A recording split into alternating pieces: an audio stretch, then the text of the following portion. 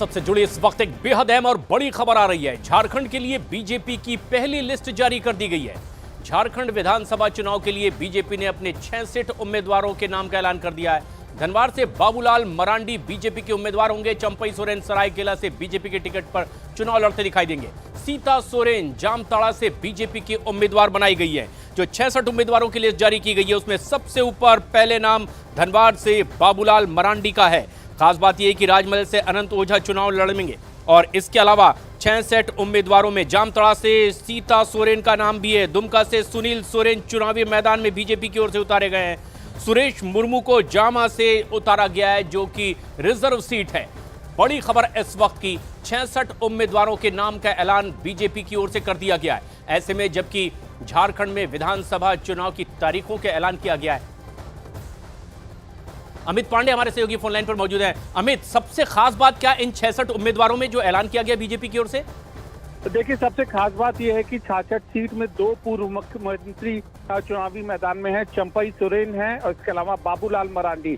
दूसरा जो दल बदल के आए हैं सोरेन परिवार के लोग, जैसे सीता सोरेन, उनको लोकसभा चुनाव से पहले जो शामिल हुई थी अब उनको उम्मीदवार बनाया गया है। इसके अलावा जो प्रदेश अध्यक्ष हैं समीर ओरांव, उनको उम्मीदवार बनाया गया है। इसके अलावा जो आदिवासी बाहुल्य क्षेत्र हैं उसमें चंपई सोरेन के कुछ जो पसंद के उम्मीदवार हैं उनको उम्मीदवार बनाया गया है। जातिगत समीकरणों का ध्यान में रखा गया है। कम से कम 3 से 4 यादव उम्मीदवारों को चुनाव मैदान में उतारा गया है। इसके अलावा बड़ी तादाद में आदिवासी उम्मीदवारों को भी मैदान में उतारा गया है। प्रशांत, यह सबसे बड़ी चीज है। आदिवासी बाहुल्य इलाकों में कैसे झारखंड आदिवासी बाहुल्य इलाका है, वहां पर कैसे अपनी पैठ बनाए, उन उम्मीदवारों को तरजीह दी गई है और बड़ी तादाद में उनको उतारा गया है। लेकिन जो अभी सत्ता में हैं उनका साथ छोड़कर जो बीजेपी के पाले में आए हैं, चाहे वो खुद जेएम के परिवार के ही क्यों ना हो, उन्हें चुनावी मैदान में उतारकर किस तरह का संदेश देने की कोशिश इस पहली लिस्ट के जरिए ही बीजेपी ने कर दी है? चंपई सोरेन, सीता सोरेन, इसके अलावा अन्य कुछ नेता हैं जिनका नाम इस लिस्ट में है। तो जो बागी है, जो दूसरे दल छोड़कर आए थे,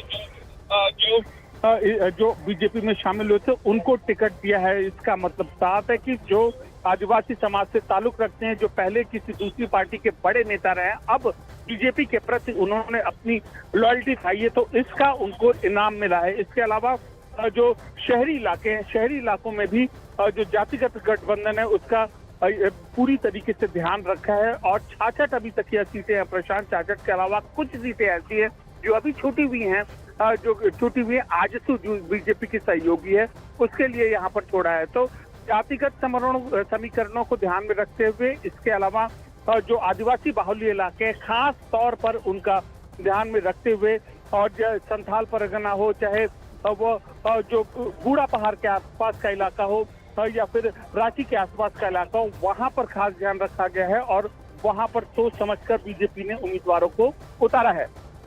ये सबसे अहम बात है कि बीजेपी ने झारखंड के विधानसभा चुनाव के लिए आखिरकार 66 उम्मीदवारों के नाम का ऐलान कर दिया है। जेएमएम छोड़कर बीजेपी के पाले में आए नेता इसी लिस्ट में चुनावी मैदान में उतार दिए गए हैं।